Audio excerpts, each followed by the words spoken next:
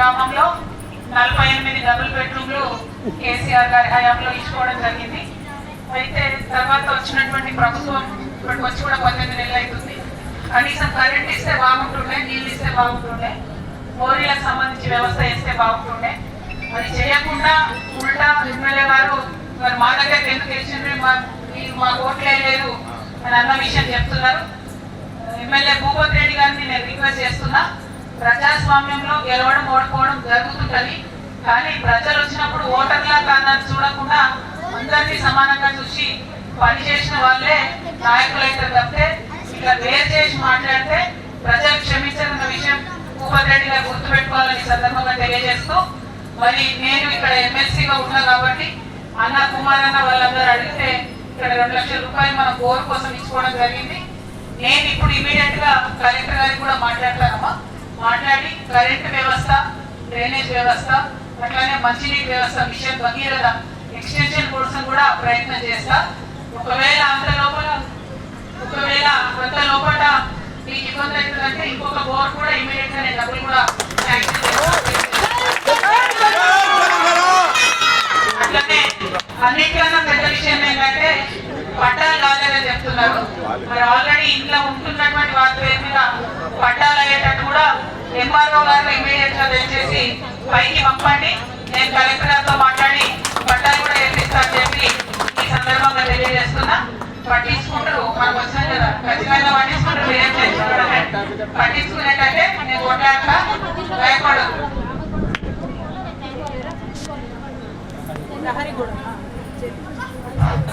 ఇబ్బంది పడకండి. నేను ఒక్కసారి కలెక్టర్ గారితో మాట్లాడినాక మళ్ళీ గ్రామ నాయకులు కుమార్ గారు, సుధాకర్ గారు, సాయిల్ గారు చాలా మంది ఉన్నారు, వారందరూ కూడా చెప్పా.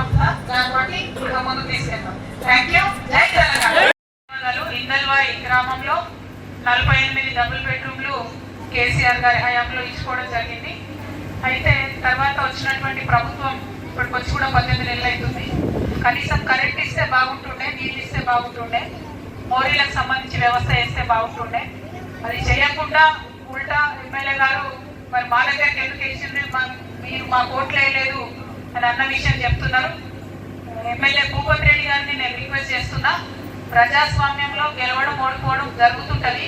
కానీ ప్రజలు వచ్చినప్పుడు ఓటర్లా కాదని చూడకుండా అందరినీ సమానంగా చూసి పనిచేసిన వాళ్ళే నాయకులైతే తప్పితే ఇట్లా వేరు చేసి మాట్లాడితే ప్రజలు క్షమించాలన్న విషయం భూపతి రెడ్డి గారు గుర్తుపెట్టుకోవాలని సందర్భంగా తెలియజేస్తూ, మరి నేను ఇక్కడ ఎమ్మెల్సీగా ఉన్నా కాబట్టి అన్న కుమార్ అన్న వాళ్ళందరూ అడిగితే ఇక్కడ 2 లక్షల రూపాయలు మనం బోర్ కోసం ఇచ్చుకోవడం జరిగింది.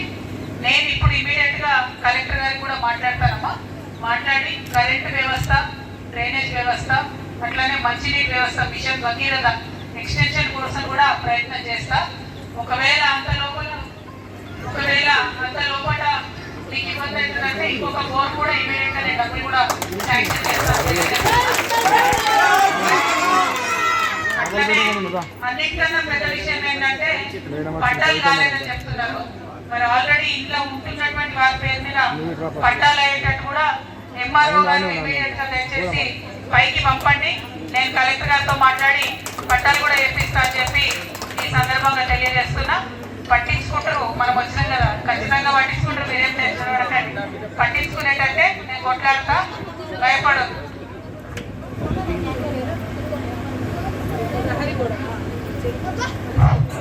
ఇబ్బంది పడకండి. నేను ఒక్కసారి కలెక్టర్ గారితో మాట్లాడినాక మళ్ళీ గ్రామ నాయకులు కుమార్ గారు, సుధాకర్ గారు, సాయిల్ గారు చాలా మంది ఉన్నారు, వారందరూ కూడా చెప్పా. దాన్ని బట్టి ఇంకా ముందుకు తీసుకెళ్తాం. Thank you. జై తెలంగాణ.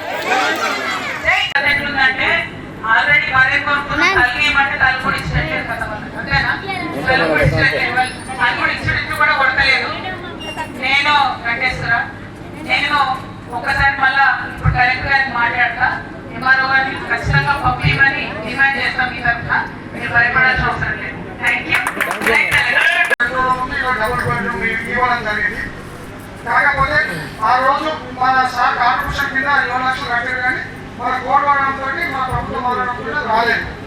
మేము ఇలా పక్షాన ప్రతిసారి కలెక్టర్ దగ్గరికి ఎమ్మెల్యే దగ్గరికి వాళ్ళు వేరు అయినా వాళ్ళ స్పందన లేదు. మీరు బీఆర్ఎస్ వాళ్ళు ఇచ్చారు కదా, బీఆర్ఎస్ వాళ్ళు చేస్తారు అనే ఒక ద్వంద్వ వైఖరితో ఆయన అవలంబిస్తుంది. కాబట్టి మేము ఇలా బాధ చూడలేక మన 2 లక్షలు మీ ఫండ్ ఉంటే ఇక్కడ గోలేశ్వరి అందరూ